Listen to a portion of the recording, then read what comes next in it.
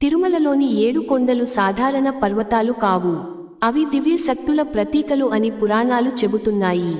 ఒకప్పుడు ఆదిశేషుడు, విష్ణుమూర్తి సేవలో ఉండే పామురాజు, తిరుమలలోని 7 కొండలు ప్రతి ఒక్కటి ఒక దివ్యగాథను చెబుతాయి.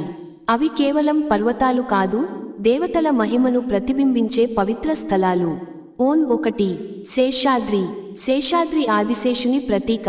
విష్ణుమూర్తిని సేవించేందుకు ఆదిశేషుడు భూమిపై కొండ రూపంలో విస్తరించాడని పురాణం చెబుతుంది. భక్తులు ఈ కొండను ఎక్కేటప్పుడు వినయాన్ని నేర్చుకుంటారు. 2 నీలాద్రి. నీలాద్రి నీలాదేవి కృపను సూచిస్తుంది. ఆమె భక్తుల కోరికలను నెరవేర్చే తల్లి స్వరూపిణి. ఈ కొండ భక్తులకు శాంతి మరియు ఆశను ఇస్తుందని నమ్మకం. 3 గరుడాద్రి. గరుత్మంతుడు విష్ణుమూర్తి వాహనం. ఆయన శక్తి, వేగం, భక్తికి ప్రతీక. గరుడాద్రి ధైర్యం మరియు అచంచల విశ్వాసాన్ని గుర్తు చేస్తుంది.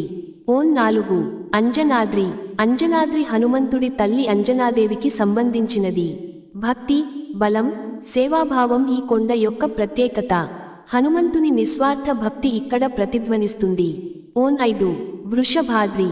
వృషభం అంటే నంది. ఈ కొండ శివతత్వాన్ని సూచిస్తుంది.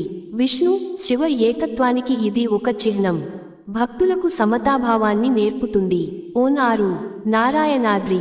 నారాయణుడి మహిమను తెలియజేసే కొండ.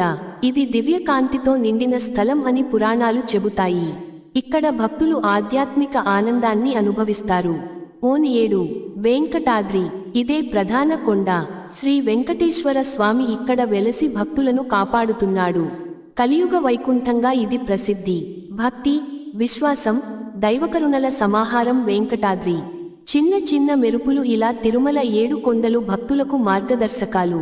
ప్రతి కొండ ఒక గుణాన్ని నేర్పుతుంది: వినయం, శాంతి, ధైర్యం, భక్తి, సమత, ఆధ్యాత్మిక ఆనందం, దైవకరుణ.